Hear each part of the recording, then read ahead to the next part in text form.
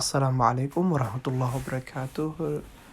Dhammaan dadka ku nool magaalada Kismaayo iyo nawaaxigeeda waxaan jeclaan lahaa inaan ku soo dhaweyno supermarket-ka Grand Supermarket oo ku yaalo xaafadda Somali Star. Grand Supermarket waxaad ka helaysaa alaabo kala duwan oo nooc walba iskugu jiraan. Sidaad u jeedid, qaybtan waa qaybta cabitaanada, qaybtan waa qaybta caanaha iyo cafaayadaha ilmaha.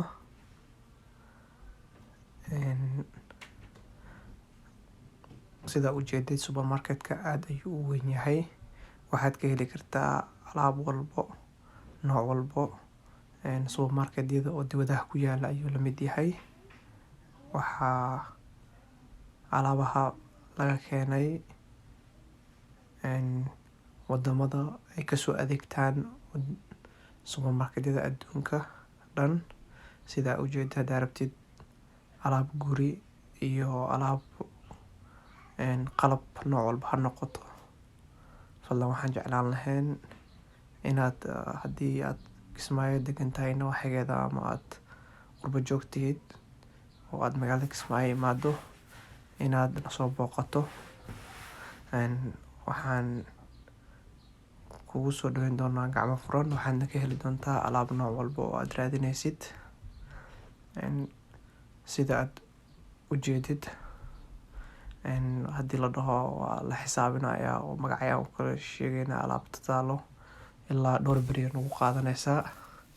Sidaas darteed waxaan jeclaan lahayd inaad imaadid si aad indhaha kaga dharagtid oo aad u heshid waxyaabaha aad raadinaysid oo laga yaabo badanaa hadaad qurbo joogtid inaadan ka helin magaalada.